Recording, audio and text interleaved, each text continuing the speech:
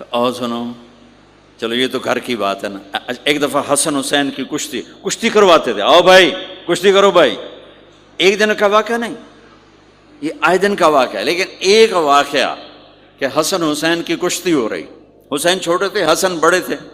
تو حسن دبا رہے ہوں گے حسین کو، تو آپ حضرت حسین کو شاباش شاباش حسین ای ہے، حسین ای حسین، یعنی حسین زور لا، حسین زور لا، شاباش شاباش.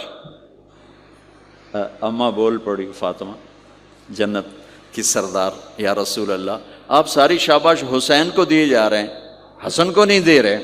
آپ نے کہا فاطمہ یہ جبریل میرے پاس کھڑا ہوا ہے، یہ بھی حسین کو شاباش دے رہا ہے، تو اس کے پیچھے میں بھی حسین کو شاباش دے رہا.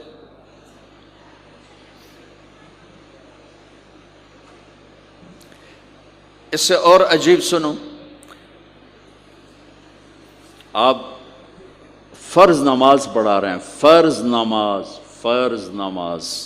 نفل نہیں، گھر میں نہیں، مسجد میں، اور آپ سجدے میں گئے اور حسن نے چھلانگ لگائی اور کمر پہ جا کے بیٹھ گئے، اور اینجے مندہ کرسی تو ٹھوک کے بیٹھ جاتا.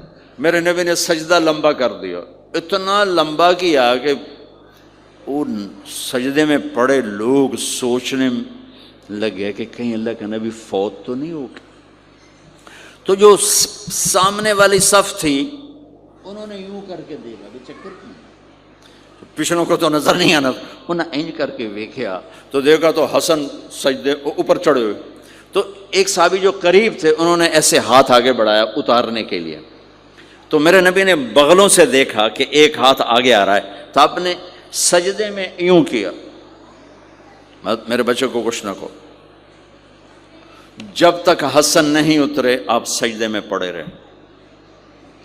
اور ایک اور تماشا ہوتا تھا، چونکہ اب نماز لمبی پڑھاتے تھے، لمبی ہوتی تھی نماز، تو آپ ذرا پاؤں کا فاصلہ ہے تو حسن ادھر بیٹھتے، حسین ادھر بیٹھتے. نماز میں میرے رب کی قسم سنا رہا ہوں، اب یہ دونوں کی آپس میں نا وہ شروع ہو جاتی، وہ ادھر.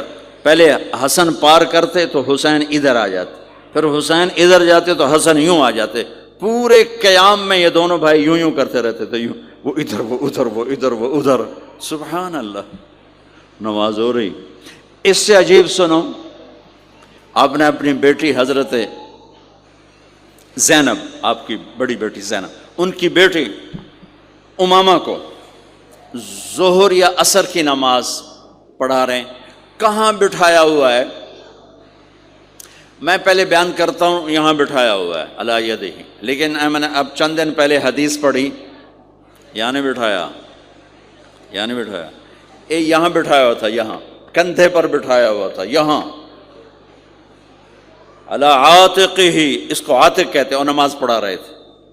جب آپ رکوع میں جانے لگے تو یہاں سے پکڑا اور آرام سے اس کو ساتھ بٹھایا، پھر رکوع کیا، قومہ کیا، سجدہ کیا. سجدے سے جب اٹھے تو پھر امامہ کو اٹھا کر کندھے پہ بٹھا کے پھر نماز شروع کر دی. 4 رکعتاں میرے نبی انج پڑھائیاں کہ نواسی یہاں بیٹھی ہوئی ہے صرف زندگی سکھانے کے لیے، صرف زندگی سکھانے کے لیے. بچوں کو پیار اتنا دو